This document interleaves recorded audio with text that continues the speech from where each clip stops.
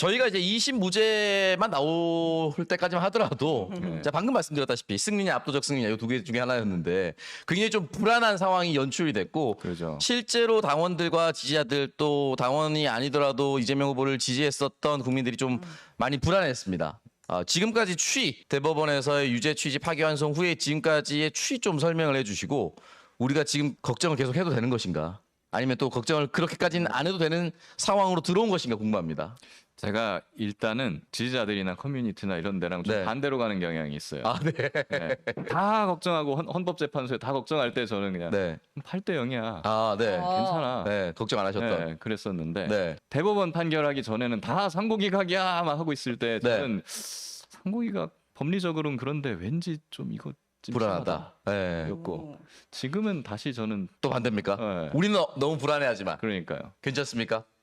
결과적으로는 저는 괜찮을 것 같아요. 근데 어떤 왜 그게 괜찮으냐? 네. 탄핵이랑 네. 등등등등을 지금 촘촘하게 저희가 대비를 지금 다 해놨거든요. 그렇죠. 민주당에서 뭐 혹시나 저쪽에서 이상한 액션이 나오면 그렇죠. 조희대를 포함한 10명을 즉시 탄핵하겠다라는 것도 준비돼 있고. 그거에 대해서 어떤 재판 전략을 가져가고 기피 신청하고 탄핵 타이밍은 언제쯤으로 해야 되고 이런 것들이 다 잡혀져 있어요. 네. 이걸 강하게 밀어붙여야 되고 네. 저는 근데 그게 다 나와 있기 때문에 네.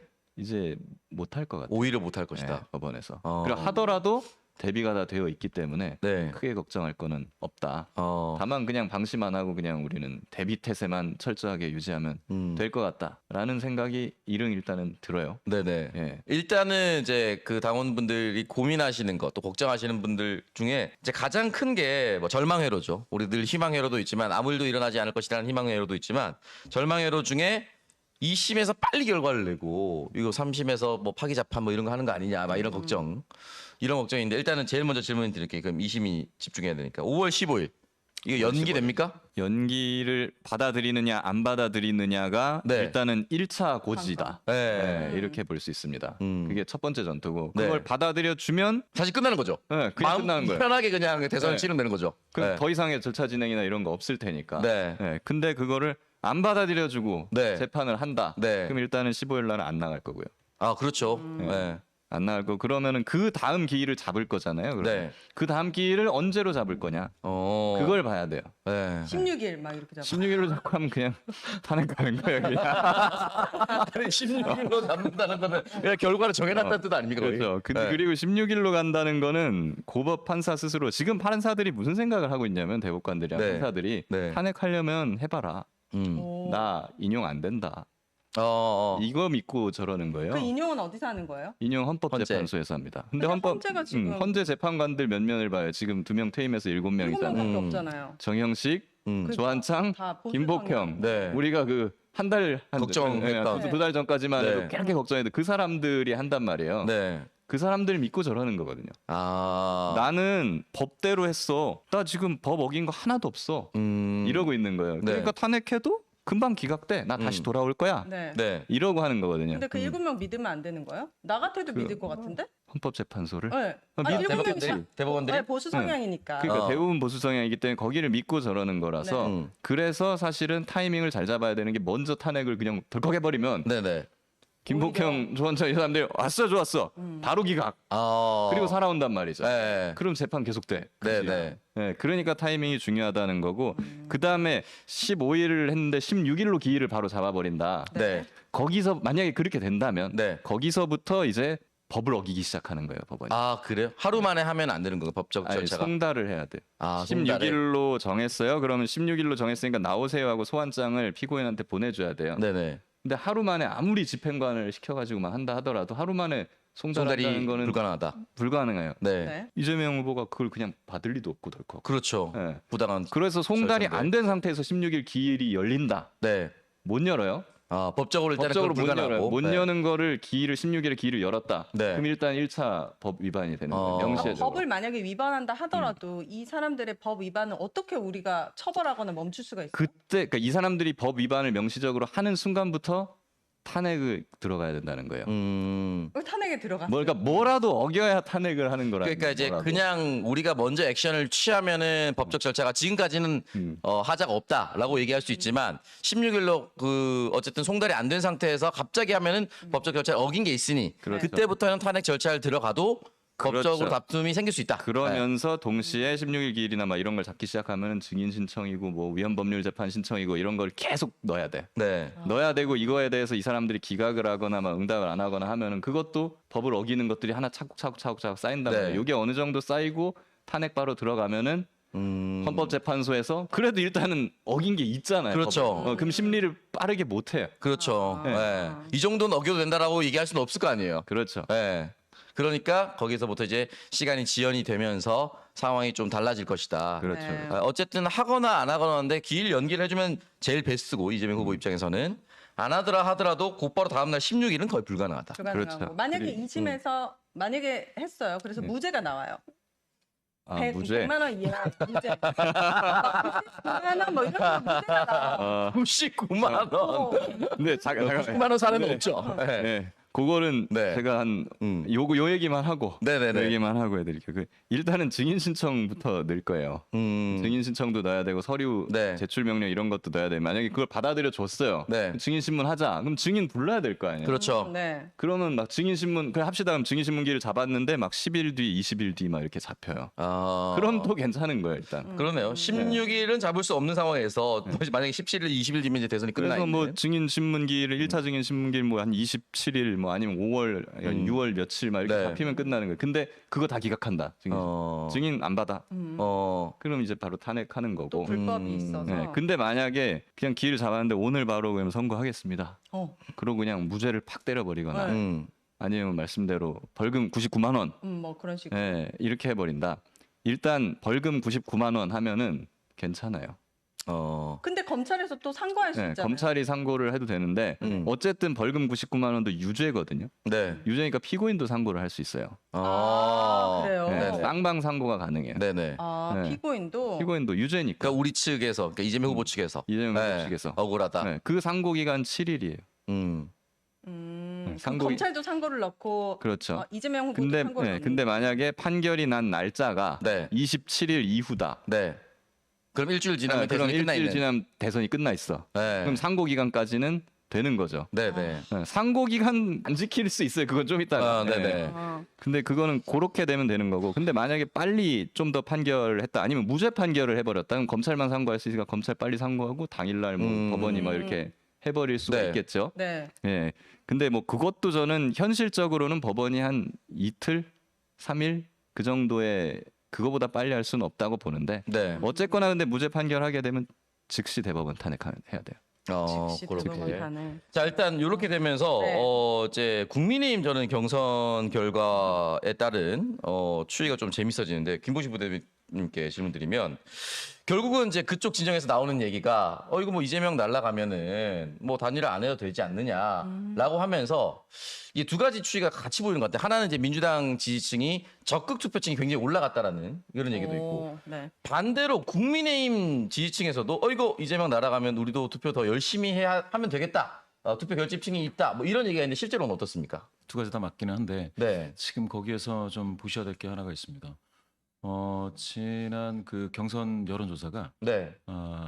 초에 있었죠. 5월 초 네. 서울 말서부터 이제 진행이 된다고 해서 네. 당원 투표하고 그다음에 경선 여론조사가 있었습니다. 물론 전화 여론조사 5개 업체 800명씩 해서 조사를 했는데요. 그렇게 해서 진행을 하면 보통 여론조사 응답 적극성이 그 국민의힘 지지하시는 분들이 확 올라갑니다. 확 올라가요. 그래서 지난주 조사 결과에 몇몇 조사를 보시면은 정당 지지도가 되게 비슷해집니다. 그랬죠. 네. 그랬더라고요. 정당 지지도가 상당히 그 민주당이 우세했다가 갑자기 비슷해지는 현상이 있죠. 근데 이런 현상은 그 국민의힘의 경선이 있을 때마다 있는 일입니다. 2021년 그때도 재보궐선거 네, 있었고 당대표 선거 전당대회 있었죠. 예. 2021년 예 맞습니다. 재보궐도 있었고요. 초에 하반기에는 대선 예비 대선 경선. 네. 경선이 있었죠. 그때도 마찬가지고 가깝게는 2024년 작년에도 있었습니다. 작년 2월 첫 주에 전국적으로 국민의힘이 그 경쟁력 조사, 후보 적합도 조사 뭐 이런 거를 해요. 네. 그러면서 확 올라갑니다. 음. 그래서 2월 내내 유지가 됩니다. 국민의힘의 정당 지도가 굉장히 높아지는 그 추세가 유지가 돼서 쭉 어. 가게 되죠. 네네. 그러면서 3월 초에 어떻게 되느냐면 그때 런종섭 아, 네. 사건, 그다음에 도주 대사가 있었죠. 예, 그다음에 뭐였죠? 뭐 허벅지를 찌른다. 누구더라? 황상무인가 그분이? 아, 맞아요. 아, 예, 예. 황상무 시민사회 기자 수석이 언론인들에게 네. 언론인을 뭐 칼로 어떻게 하겠다. 네. 하겠다가 아니구나. 그게 과거에 과거에 그랬죠. MBC 사례를 들어서 예, 예. 그거 뭔지 알지라는 식으로 협박을 음. 했었죠. 뭐 그런 얘기도 있었고 그러면서 민심이 확 악화됐죠. 청와대 네. 입장에서 봤을 때, 대통령실 네. 입장에서 봤을 때 그러면서 나온 게 조국혁신당이 등장했고 네. 그 다음에 한 주 있다간가 대파 사건이 터졌죠. 그러면서 3월달에 완전히 푹 꺼져요. 네. 근데 이게 안 꺼졌으면 이게 쭉 갈 수도 있는 겁니다. 아, 실제로 예. 그랬었습니까? 네. 방금 2021년도 말씀 주셨는데 그때 초에 서울시장, 부산시장 보궐선거 있었죠. 네, 맞습니다. 예, 그때에도 국민의힘이 확 좋아졌다가 그게 끝까지 가버렸어요. 어. 예, 그렇게 그래서 되는 결과도 좋았고. 결과 이제 둘 다 당선이 됐죠 국민의힘이. 음. 어. 그런 흐름을 본다면 이번 올해도 지금 마찬가지예요. 지난주에 보시면은 특히 ARS 조사에서 국민의힘 지지도가 많이 좋아졌습니다. 네. 조금 이따가 이제 소개해드릴 오마이뉴스, 오마이TV, 메타보이스 이 조사에서도 이게 ARS인데도 상당히 그 정당 지도에서 국민의힘이 거의 5점 이내에서 더불어민주당하고 비슷해지는 네. 것까지 올라왔습니다. 자 여기서 뭐가 있었냐면 대법 파기환송이 있었지 않습니까? 음. 그러니까 이렇게 확 좋아지면 이렇게 그 부양되어 있는 국민의힘 지지도를 여론조사상에서 다시 올려줄 재료들이 필요하죠. 네. 예, 이렇게 계속 띄워줘야죠. 음. 이게 그러니까 사실은 그게 단일화거든요. 원래로 음. 원래 봤을 때 국민의힘 쪽 그 전략가들이 생각하는 거는 바로 이와 같은 방식에 한번 올라가고 경선에서 또 단일화로 올라가고 하는 거를 이제 바람을 타겠다라는 게 그런 생각을 할 수도 있겠구나라고 생각했는데 그때 갑자기 방금 말씀하신 파기환송이 등장했어요. 네. 네. 그럼 거기에 새로운 재료가 되는 거죠. 그렇죠. 계속 국민의힘의 지지도를 네. 높여줄 수 있는. 근데 과연 그렇게 되느냐? 네. 과연 그렇게 되느냐? 네. 제가 봤을 때는 첫 번째는 방금 말씀하신 더불어민주당 지지자들을 굉장히 강고하게 네. 결집시키는 그런 재료로서의 역할도 세게 했습니다. 굉장히. 아. 한쪽만 세게 뗄감이 되진 않았다. 그렇죠. 네. 그렇게 되다 보니까 지금에 있어서의 이재명 전 대표의 지지도가 빠지지가 않아요. 음. 제가 봤을 땐 거의 그대로 거의 가고 있습니다. 네. 네. 그 현상이 하나가 있고요. 네. 두 번째는 이와 같은 흐름을 잡기 위해서 전략적으로 이렇게 배치를 해놓은 정치 이벤트들이 있을 거지 않습니까? 근데 그 이벤트가 그 한덕수 전 총리와의 단일화 이벤트가 여기 잘 있어야 되는데 네. 이 한덕수 전 총리와의 단일화 이벤트를 생각하고 국민의힘 당내 경선을 생각하니까 이게 흥행이 안 돼요. 제가 봤을 때. 아, 그들 흥행이 입장에서도 상식적으로 이렇게 경선까지 해서 후보를 만들었는데 갑자기 한덕수가 나와서 이 단일화의 딴 데를 보고 있는 거예요. 과정이 딴 데를 보고 있는 매끄럽지가 겁니다. 않아서. 이게 지지자들 입장에서 그러니까 이게 본 게임이 아닌 거예요. 그러다 보니까 와 하는 뜨거운 열기가 없죠. 네. 네, 없습니다. 두 번째, 주자들 간에도 이제는 한덕수와의 단일화를 놓고 제가 봤을 때는 되게 심한 논란이 벌어진다라는 요 과정을 보면 네. 사실은 파기환송으로 인해 판이 뒤집힐 정도의 충격을 전혀 주고 있지 못하다. 그 오히려 그런 생각이 드는 거예요. 지금까지 국민의힘이 네. 어떻게 보면 지난 한 1년 동안 사실은 이번 정부가 아니구나. 전 윤석열 전 정부가 네. 등장할 때부터 계속해서 미래의 권력으로서 이재명을 많이 주목을 했습니다. 네. 예, 그러니까 원래 코끼리 생각하지 말아야 되는데, 그러니까 이재명 생각하지 말아야 되는데 네. 자꾸 이재명을 얘기를 한 아, 거예요. 국민의힘에서도 계속 아, 그렇죠. 이재명. 네. 그러니까 사실 그러니까- 탄핵 국면에서 계속 현수막 지금은 이제 금지가 되는데 네. 탄핵 국면에서도 계속 이재명은 안 이재명. 된다. 아, 이재명. 국민의힘에서 현수막을 전국에 깔았어요. 사전 선거 운동을 대신해 줬어요. 이재명은 안 된다. 네. 코끼리는 이런 생각. 경우는 윤석열이 네. 그런 식으로 대통령 된 거잖아요. 아, 그렇죠. 네. 네, 검찰총장 때부터 계속 그렇게 나왔었거든요. 그러니까. 아. 절대 출마하면 안 된다. 왜 여론조사 지지율 잡혔는데 왜 빼달라고 하지 않았냐라고 계속 윤석열을 얘기하게끔 만들었었죠. 그러다 보니까 네. 이번 사건도 제가 봤을 땐 다시 한번 이재명을 봐달라라는 게 됐습니다. 근데 이재명을 봤는데 이거 1심 때요. 네. 1심 때 유죄 나왔었잖아요. 네. 그렇습니다. 1심 유죄 때 여론이 전혀 변화가 없었습니다. 저도 그때 이거 변화가 있을 수 있는데라고 주목해서 봤는데요. 아. 변화가 없어요. 유죄임에도. 유죄 1심에 나왔을 네. 때 그러니까 이제 이게 보통 정치인들이 유죄가 뜨면 아, 이 사람이 이제 정치적 인생이 끊기겠구나라는 걱정한다든지 그래서 지지율이 그렇죠. 빠지는데 그런 추세가 없었다는 거죠. 그럼요. 압수수색만으로도 충격이 상당합니다. 일반적인 경우에. 네. 그럼 이럴 때는 대중의 마음은 대안이 없기 때문인가요? 아니면 이재명 대표에 대한 어떤 대체 불가능한 능력을 인정해서인가요? 제 생각엔 새로운 정보가 아니어서 그런 것 네, 같아요. 정치적으로는 아, 그렇게 볼 수 있는데 아니고. 법적으로 보더라도 네. 옛날에 사법부에 대해서는 국민들의 신뢰가 상당히 높았어요. 네, 네. 옛날에는. 그래서 만약에 대법원이 이거는 콩이야, 이건 매주야 하면 네. 진짜 이렇게 믿었거든요. 네네. 근데 조국 수사 그때를 기점으로 해가지고 국민들이 이제 사법부를 믿지 않아요. 신뢰가 그러니까 충분히 많이 이제 시간이 표적 수사라는 것을 그렇죠. 이제 충분히 표적 국민들이 수사를 느끼고 다 받고 네. 이 판사들도 다 자기 성향이 있어서 뭐 거의 그대로 이렇게 막 네. 바뀌는구나라는 건 국민들이 이미 학습한 이후고 네. 그런 상황에서 또 이번에 파기환송이 진짜 이례적으로 이루어졌기 때문에 네. 영향이 없는 겁니다 이제. 너무 신기하다. 그래서 김봉식 부대표님 말씀 네. 저도 동의하는 게 새로운 게 아니었다. 예. 갑자기 들춰내서 무언가가 나온 게 아니고 지난 대선부터라든지 그게 억울하다고 충분히 인지하고 있는 상황에서 유죄가 나온 거죠. 그렇죠. 네. 새로운 게 아니고 그러니까 무죄가 나오건 유죄가 나오건 지지도에 영향이 없다. 이건 참 놀라운 일이죠. 예. 그렇군요. 예, 다른 정치인 같은 경우는 압수수색을 당하고 뭐 기소만 됐다더라 이렇게만 나와도 충격이 있거든요. 네, 맞아요. 충격이 있는데 바로 공청 못 받아요. 전혀 지금은 음. 충격이 없다라는 측면에서는 요거는 하나 봐두셔야 될 것 같습니다. 네. 지금에 있어서 판세가 네. 바뀌고 있지 않다. 대선을 봤을 때. 네. 그럼 판세가 바뀌지 않는다. 그럼 다시 김기현 변호사님께 질문 드린 게 마지막 질문 같은 그런 거예요. 기호 1번 없이 무투표 당선을 꿈꾸고 있는 이제 국민의힘처럼 보입니다. 김문수로 되든 뭐 한덕수로 되든 어쨌든 자기들 후보 한 명 정도 나머지 이제 군소 후보가 있지만 크게 신경 쓰지 않는 그런 상황에 이제 대선을 염두에 두고 이렇게 짬짬이를 해온 것처럼 보여요. 지금 뒤에서 누가 있느니 마느니 뭐 이름까지 있는데 뭐 그 S 뭐 어쩌고 저쩌고 누가 있는데 뭐 이런 식으로 이제 얘기를 하는 것 같은데 실제로 더불어민주당의 대선 후보로 정식 선출된 이재명 후보가 없는 대통령 선거가 치러질 가능성은 없죠. 없다고 봅니다. 네. 없고 그렇게 만들 거니까. 아, 네. 이게 굉장히 중요한 것 같아요. 그게 굉장히 중요해요. 그렇게 만들 거고 대비를 다 해놨기 때문에 네. 저쪽에서 지레 포기를 하고 그렇게 될 수도 있고 네. 저쪽에서 하더라도 우리는 거기에 대응할 방법이 다 있기 때문에 네. 네, 그럴 가능성은 없다. 일단 그런 거는 절대 걱정할 네, 할 필요가 그리고 없는 사실 조이대도 쫄았다라고 저는 보는 것이 파기자판 못했잖아요. 파기자판 안 했다라는 얘기가 안 있던데. 했다라는 얘기도 있는데 저는 그거를 못했다에 조금 더 방점을 더. 네, 한 6대4, 7대3 거죠. 그 정도로 두는 이유가 네. 조이대 뒤에 누군가 있어요 분명히. 그쵸, 그게 분명히 있는 거예요. 그게 계속 뭐 이름 S인지 나와요. 누군지는 모르겠으면 아무튼 누가 누가 있어요. 이름이 있어요?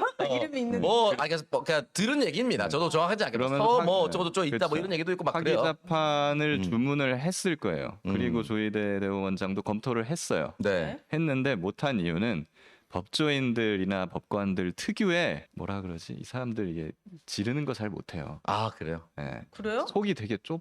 어. 속이 좁고 이게 이 정도면 아니- 엄청 간이 지른 거 콩알 아니에요? 만해.